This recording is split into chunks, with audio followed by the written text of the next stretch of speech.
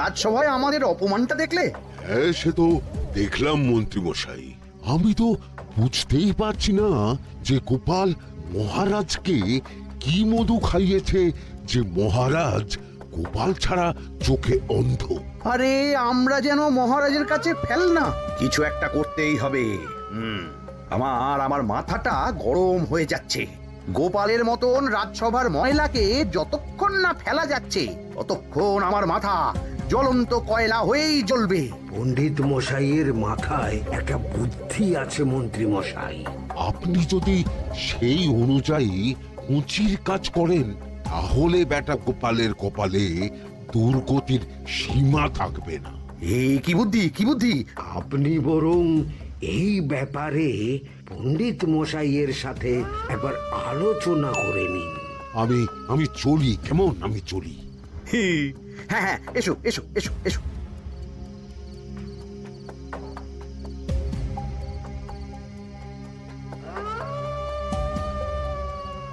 আরে ওই তো আমার বাঁ হাত ঘটা আসছে। বেটাকে দিয়ে একটা কাজ করাতে হবে। এ কি মন্ত্রী মশাই, আপনি এখানে দাঁড়িয়ে কি করছেন? এই একটা গুরুত্বপূর্ণ ব্যাপারে কথা বলছিলাম। একটা একটা কাজ করতে পারবি? কি কাজ করতে হবে বলুন মন্ত্রী মশাই। আমাকে একটু ঠান্ডা জল, পাতিলেবু আর পুদিনার পাতা দিয়ে শরবত বানিয়ে খাওয়াতে পারবি? সেসব আমার ঘরে ব্যবস্থা করাই আছে। চলুন চলুন, আমার সাথে চলুন। হ্যাঁ হ্যাঁ, চল চল চল চল চল।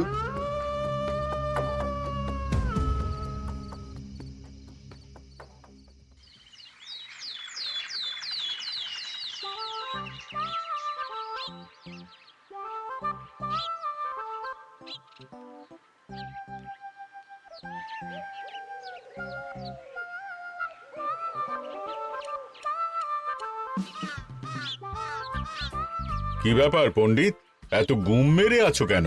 সকাল সকাল গিন্নি খুব বকেছেন মনে হচ্ছে। গিন্নির বাক্য সুধায় কান ভরে গেছে, আর কিছুই কানে ঢুকছে না। আরে দাঁড়াও দাঁড়াও পণ্ডিত, দাঁড়াও জ্যোতিষী। পণ্ডিত তো আমার কথা শুনতেই পেল না মনে হচ্ছে। তুমি তো দূর থেকে বলেছো, আমি তো বলেছি পাশ থেকে, তাতেও শুনতে পাইনি। কানের পোকা হলো নাকি? কি গো পণ্ডিত, ব্যাপার কি? কেমন বুঝছো? এ তো ভয়ানক কর্ণকোষ্ঠবদ্ধতার লক্ষণ। তুমি কচু বুঝেছো? আমার হয়েছে কর্ণগোপাল, তোমাদেরও হতো, কিন্তু তোমাদের দোকান কাটা বলে হয়নি। তুমি আমাদের অপমান করছো। তোমাদের অপমান বোধ থাকলে কোনো শব্দই কানে ঢুকতো না, শুধু একটাই শব্দ কানে বাজতো, গোপাল গোপাল গোপাল। এবারে রাজসভায় কিভাবে হেনস্থা হতে হলো মনে নেই?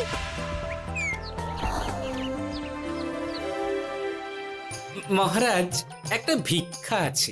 ভিক্ষার জন্য কৃষ্ণনগরের রাস্তাই সবচেয়ে উপযুক্ত জায়গা গোপাল, তুমি বরং সেখানেই যাও।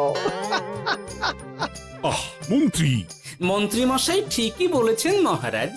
যে যার নিজের জায়গা থেকে কথা বলে। কুকুর বলে ভৌ ভৌ, বেড়াল বলে মিউ মিউ, কাক বলে কা কা।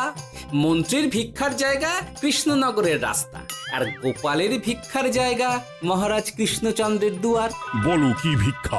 বাড়িতে পুজো আছে মহারাজ, খরচা অনেক, কিছু ঋণ আবশ্যক। যদি 100 মোহর। ঋণ তোমাকে আমি দিতে পারবো না গোপাল।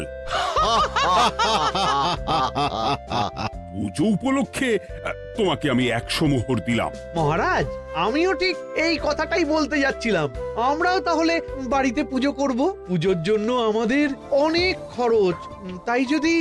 অবশ্যই অবশ্যই, কত ঋণের প্রয়োজন খাজাঞ্চির কাছ থেকে নিয়ে নিও, সুদটা আমি মাফ করে দিলাম। মহারাজ, গোপালকে দান আর আমাদের ঋণ? হ্যাঁ, কারণ তোমরা নিজেরা খাবে, কিন্তু গোপাল অন্যদের খাওয়াবে। গোপালের মতো মানুষের সঙ্গে থাকাই হলো রাজধর্ম। কিন্তু তাছাড়াও তোমরা হলে 80 যাই বেতন পাই দলের লোক।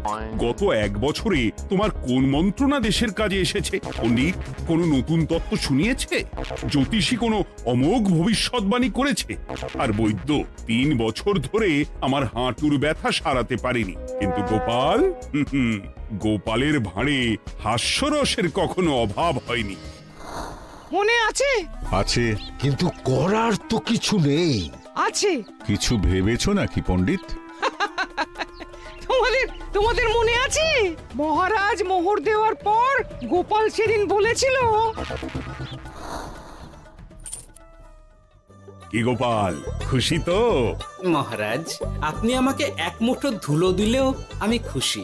সেই ধুলো মুঠোই আমি সোনা মুঠো করে ফেলবো। মনে নেই আবার? একটু ঝেড়ে কাশো তো দেখি পণ্ডিত, কি ভেবেছো? যা হবে দেখতেই পাবে।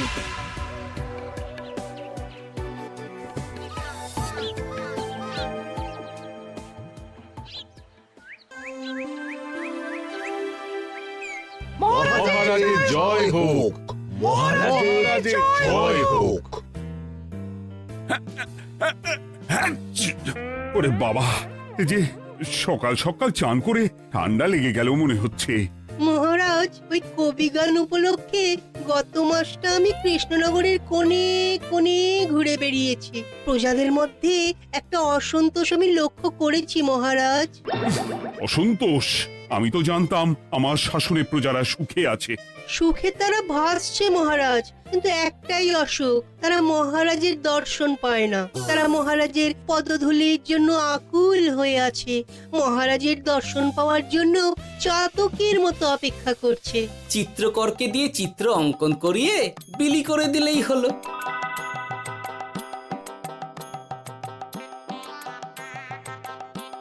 খুব ধুলো হয়েছে মহারাজ, কিন্তু এত ধুলো। কালকের ঝড়ে ঢুকেছে ঝাড়ুদার।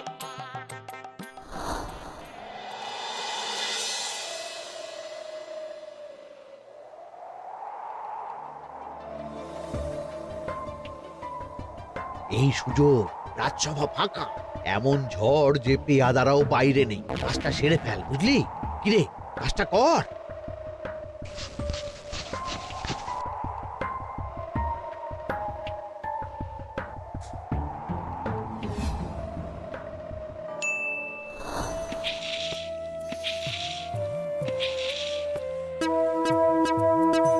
এত ধুলো! উফ, মহারাজ, কাল ঝড়টা বড় সাংঘাতিক হয়েছিল। তা বটে। আচ্ছা গোপাল, তুমি বলেছিলে মহারাজ তোমাকে এক মুঠো ধুলো দিলেও সেটা সোনা হয়ে যাবে। এখনো সেই কথাই বলছি। মন থেকে বলেছিলে না মহারাজকে তেল দেবার জন্য? তেল দেওয়ার দায়িত্বটা তো আপনি নিজের কাঁধেই নিয়ে ফেলেছেন। আমি যা বলি সত্যি বলি। আজ যদি এই 4 ঝুড়ি ধুলো মহারাজ তোমাকে উপহার দেন, তখনও একই কথা বলবে? নিশ্চয়ই। মহারাজ, গোপালকে এই 4 ঝুড়ি ধুলো দেওয়ার হুকুম হোক। কি গোপাল, আমি তোমাকে যদি এই ধুলোর ঝুড়িগুলো দিই, তা থেকে সোনা আসবে নাকি? আসবে মহারাজ, মোহরের বস্তা আসবে। যদি না আসে, আপনি বলুন। তোমাকে কৃষ্ণনগর ছেড়ে চলে যেতে হবে। রাজি? আর যদি আমি পারি, তাহলে আপনাকে এই মন্ত্রীর চাকরি ছেড়ে দিতে হবে। কি রাজি? কি মন্ত্রী, রাজি? রাজি। গোপাল? রাজি মহারাজ। আচ্ছা, আর কেউ মন্ত্রীর পক্ষে বাজি ধরেছেন নাকি? হ্যাঁ, আমি আমি আমি আমি। ও গোপাল এবার যে মরণ কুয়োতে ঝাঁপিয়েছে, সেখান থেকে আর উঠে আসতে পারবে না। ধুলো থেকে মোহরের বস্তা আসবে, এ হচ্ছে ওই গোপালের উন্মাদ রোগের শুরু। দেমাক দেমাক, মহারাজের পিঠ চাপড়ানি পেয়ে পেয়ে গোপাল ভেবেছে যে ও সব কিছু করতে পারে। এবার শুধু সেই দিনটার অপেক্ষা, যেদিন গোপালকে উল্টো গাধায় চড়িয়ে কৃষ্ণনগর থেকে বার করে দেব। এতটা নিশ্চিন্ত হবেন না মন্ত্রীমশাই। গোপাল গোপাল কিন্তু হালকা কথা ছুঁড়ে দেওয়ার লোক নয়। কি বলতে চাইছো পণ্ডিত? ওই 4 ঝুড়ি ধুলো থেকে মোহরের বস্তা আসবে? না, তা বলছি না। অন্য জায়গা থেকেও তো মোহরের বস্তা আসতে পারে। তার সঙ্গে ধুলো মিলিয়ে দিলেই কেল্লাফতে। গোপালের নিশ্চয়ই কোনো পরিকল্পনা আছে। গোপালের সব পরিকল্পনার গোড়া মেরে রেখে দিয়েছি পণ্ডিত। ঘটা আছে গোপালের পেছনে, আর ঘটা আছে গোপালের বাড়ির পাহারা। লুকিয়ে কিচ্ছু করতে পারবে না। আরে ওই তো বটা আসছে। বেল্লিক, উল্লুক, তোকে আমি জল বিছুটি দেওয়াবো। গোপালকে ছেড়ে চলে এসেছিস কেন? ছেড়ে আসবো কেন মন্ত্রী মশাই? গোপালকে ওর বাড়ির সামনে ছেড়ে এসেছি। ওখানে তো ঘটা আছে। ও বড্ড ঘুরিয়েছে বেটা। কোথায় কোথায় গিয়েছিল গোপাল? 4 ঝুড়ি ধুলো নিয়ে বেটা বাড়ির উল্টো দিকে হাঁটা দিল। চললাম পিছু পিছু। যাচ্ছিল কোন দিকে? নদীর দিকে। কিন্তু গোপাল দাঁড়ালো যদুর বাড়ির সামনে। এই যদু হলো সেই লোক যে লোকজনের বাড়িঘর কেনা বেচা করে আর লোক ঠকায়। আগে রাজধানীতে থাকতো। বেটা রাজধানী থেকে এই কৃষ্ণনগরে পালিয়ে এসেছে, এখানেও লোক ঠকাচ্ছে। কিন্তু বেটা এত চালাক যে কিছুতেই ধরা যাচ্ছে না। এইরকম লোককে ধরাচ্ছে হাতে রাখা ভালো নয় কি মন্ত্রী মশাই? সে তো জানি, কিন্তু ওর ওপর মহারাজের কড়া নজর আছে। এখন ওর সঙ্গে সম্পর্ক রাখা খুব ঝুঁকি। যাই হোক, তারপর? হ্যাঁ তারপর যদু, যদু রে, গোপাল খুড়ো, আরে তুমি এখানে কি করছো? দেখতেই তো পাচ্ছিস ধুলো। তবে যে সে ধুলো নয়, মহারাজ কৃষ্ণচন্দ্রের পদধূলি। শুনিসনি বোধহয় এখন কৃষ্ণনগরে সবচেয়ে বেশি চাহিদা মহারাজের পদরেণুর। আচ্ছা, মহারাজের পদরেণু নিয়ে যাচ্ছ কোথায়? এই ছোট ছোট পুলিন্দায় ভরে কৃষ্ণনগরের প্রত্যন্ত জায়গায় যেখানে প্রজারা মহারাজের সাক্ষাৎ পায় না সেখানে বিক্রি করব। তোমার কি মাথা খারাপ? পায়ের ধুলো বিক্রি হবে? ওরে, গতবারে মাত্র 1 ঝুড়ি ধুলো 1000 মোহরে বিক্রি করেছিলাম, এবারে 4 ঝুড়ি। শোনো, তুমি আবার ঘুরে ঘুরে বিক্রি করবে কেন? তোমাকে আমি বরং 10 মোহর দিয়ে দিচ্ছি। তুমি আমাকে এগুলো দিয়ে দাও, আর বিক্রি করে যা হবে তোমাকে এই 40 ভাগ দিয়ে দেবো।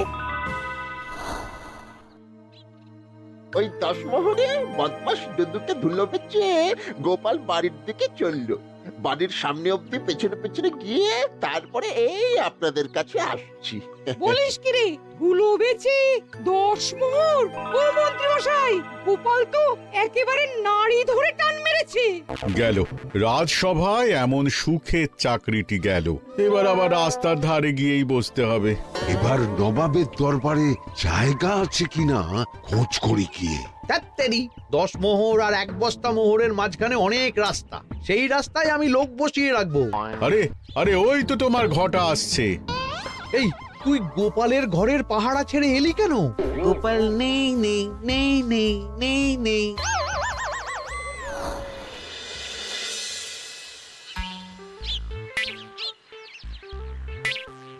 আরে, ভয় পেলি নাকি? না না না না না, ভয় পাবো কেন? শোন, তোকে পেয়ে আমার খুব ভালো হলো বুঝলি। তোকে আমার একটা কাজ করতে হবে। বলো বলো। আসলে বুঝলি, আমার না গিন্নিকে নিয়ে তার বাপের বাড়ি যাওয়ার কথা ছিল, কিন্তু হঠাৎ বিশেষ কাজে আমাকে খামবাজে চলে যেতে হচ্ছে। এখন আমি গিয়ে গিন্নিকে বললে বুঝতেই পারছিস কুরুক্ষেত্র হয়ে যাবে একেবারে। তাই আমি কাউকে খুঁজছিলাম যে আমার বাইরে যাওয়ার খবরটা আমার গিন্নিকে গিয়ে দেবে। তুই পারবি বাবা ঘটা? ওরে বাবা! আরে আরে আরে, ভয় পাস না, তোকে গিয়ে মুখে কিছু বলতে হবে না। এই নে, এই চিঠিটা আমার বউকে দিবি।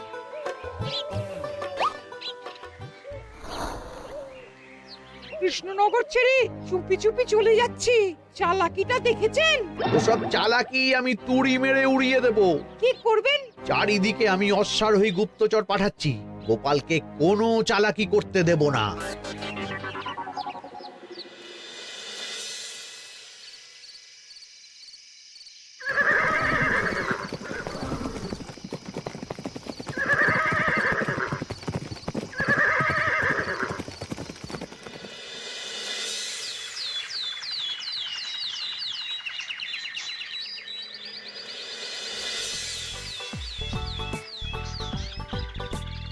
অং বং পিং পং। হ্যাঁ, ওরে বাপ রে, এ আবার কি বলে? মানে বুঝিতে পারিলে না? অং বং পিং পং অর্থাৎ আইসো আমার নিকট বিদেশি জাদু শরবত আছে। ইহাতে তৃষ্ণা নিবারিত হয়, শক্তি বৃদ্ধি হয়, ঘুম ভালো হয়, সম্পর্কের উন্নতি হয়, জামা কাপড় ফর্সা হয়, তু শব্দ না করে সকাল সকাল কষ্ট পরিষ্কার হয়। মূল্য মাত্র 1 মোহর। বোঝো, ওইটুকু অং বঙ্গের মধ্যে এত কিছু? ঠিক আছে, তা দাও দেখি। আপাতত টেস্টটা তো মিটু, বাকিগুলো পরে বোঝা যাবে।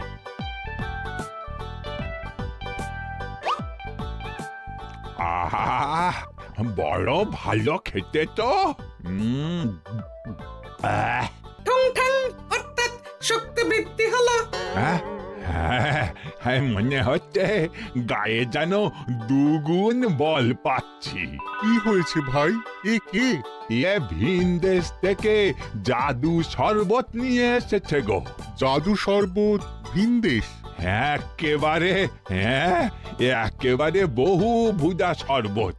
খেলে তেষ্টা যাবে, গায়ে জোর হবে, ঘুম হবে, সম্পর্ক ভালো হবে, জামা কাপড় ফর্সা হবে, সকালে হ্রাস করে পেটও পরিষ্কার হবে। সে কি? দাও গো ভাই, আমাকেও দাও।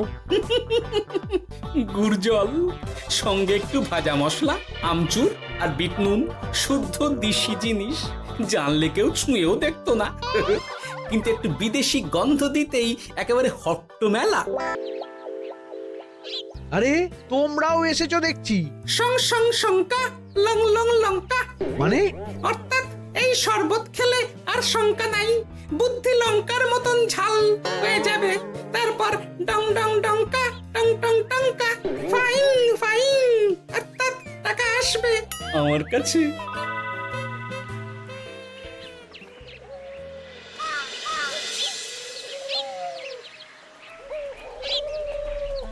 ঝপ ঝপ ছপাং ভট ভট ফটাং, অর্থাৎ উহাকে দৌড়িয়েছো কেন?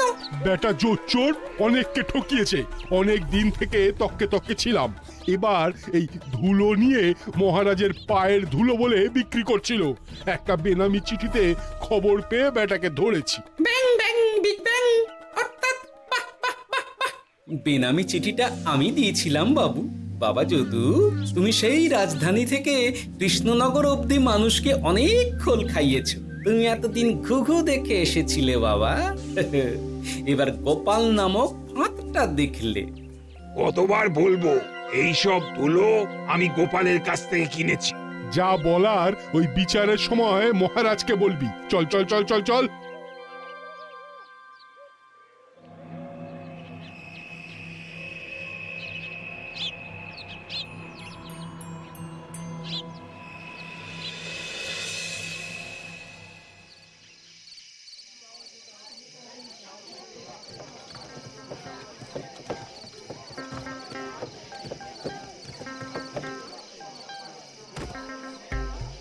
ঝন্টু মন্টু ননাংফু।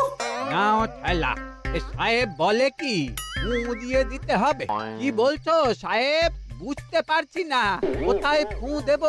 ঝন্টু মন্টু ননাংফু, অর্থাৎ লবণ আছে? আছে আছে সাহেব আছে। কত লাগবে? ভান্ড ভরি আন্ডাকারি, অর্থাৎ যা আছে সব।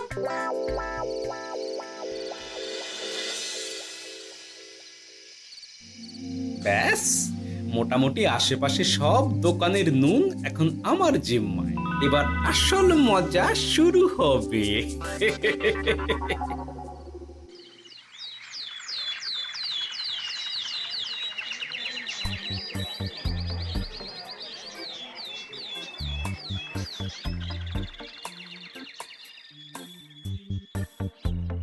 নুন আছে?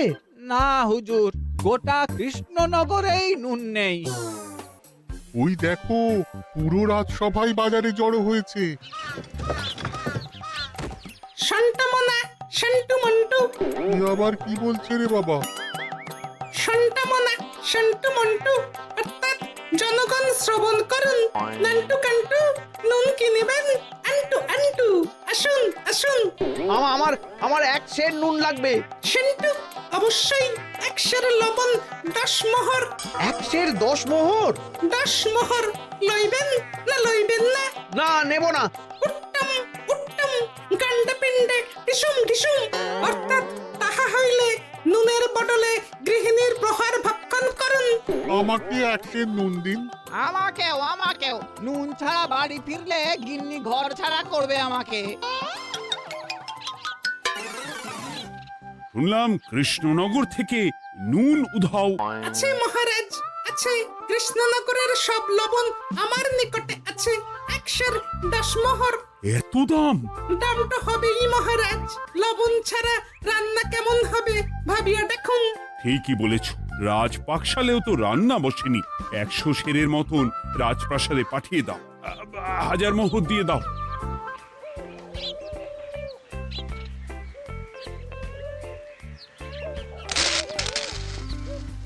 ব্যাস 1 বস্তা মোহর হয়ে গেছে। গোপাল, হ্যাঁ মহারাজ, গোপাল, যে 4 ঝুড়ি ধুলো থেকে 1 বস্তা মোহর রোজগার করেছে। ইয়া বাত! চলো রাজসভায়, পুরো গল্পটা শুনতে হবে। সকলেই এসো তাহলে রাজসভায়। কিন্তু মহারাজ, যারা বাজি হারলো তাদের তো চাকরি গেছে, তো তারা রাজসভায় যাবে কি করে? ঠিক ঠিক ঠিক বলেছ। আর যারা বাজি হারলো তারা বাদ, বাকিরা চল। এই সেরেছে, গোপাল তো আবার বাজি মেরে দিল। ও মহারাজ, আমাদের দেখুন। ও মহারাজ, আমাদের দেখুন।